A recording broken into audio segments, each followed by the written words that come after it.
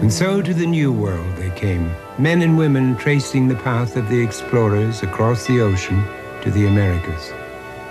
And here they founded a new nation, a nation where just laws, not men, would rule. It was a fledgling nation which would face perilous times that would threaten its very survival.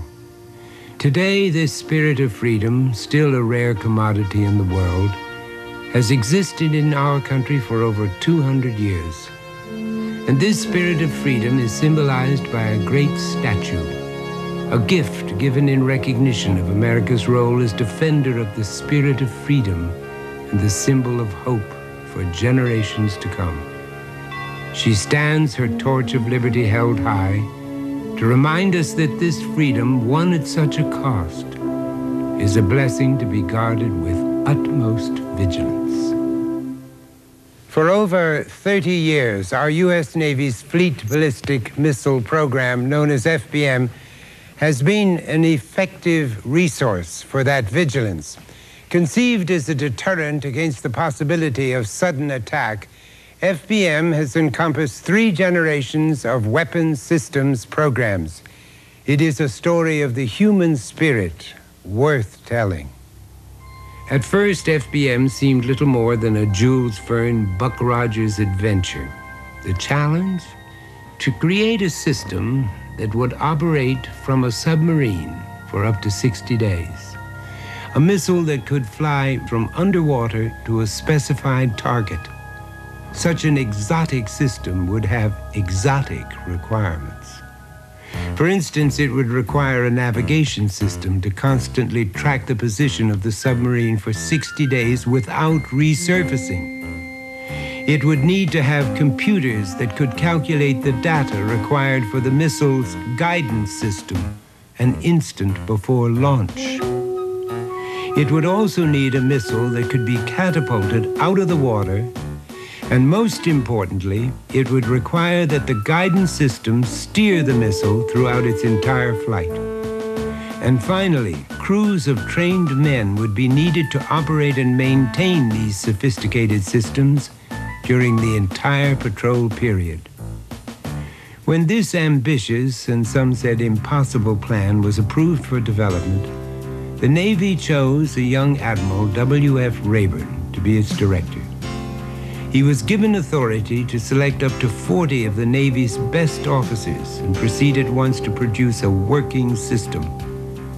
The choice was well-founded, for Rayburn instinctively knew that if success were possible, he would have to instill in his team a spirit of supreme confidence and dedication. In turn, competent contractors were selected and asked to advance their technologies to the needs of the project. Subcontractors were chosen to provide parts of exacting specification. In time, the numbers of military and civilian personnel grew into thousands. As the team grew, the undiminished enthusiasm and inspiration provided by Admiral Rayburn became legendary. The contractors and their subcontractors, both managers and personnel, were caught up in this rare spirit of teamwork, each helping the other to develop the means to improve quality, to make the marriage of the subsystems easier. In short, to make the total more than the sum of the parts. The results of their labor, the first FBM system produced, was called Polaris.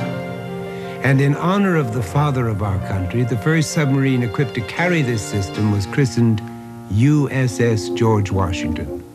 The spirit of 1776 was joined by the spirit of FBM.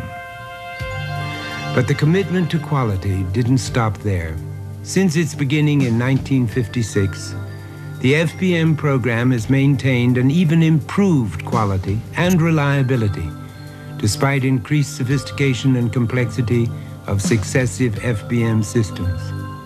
This was being accomplished while changes were taking place in staff and personnel. Directorship of the Special Projects Office alone changed leadership 5 times during the more than 30 years since the program began.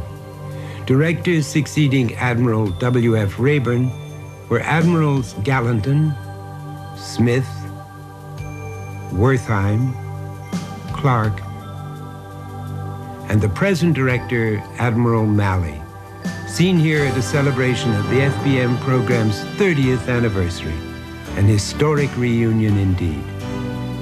Under their successive leaderships, the FBM program has fulfilled its mission of providing constant vigilance, thus helping to ensure peace and the preservation of not only our nation's freedom, but the world's. Mankind, who from primordial times has been occupied with an endless search for evidence of spirits as ghosts or apparitions, has overlooked a spirit that surrounds and envelops him, a spirit that reveals itself in his best work and there seeks its recognition. The spirit of FBM is an indelible example of that motivating spirit.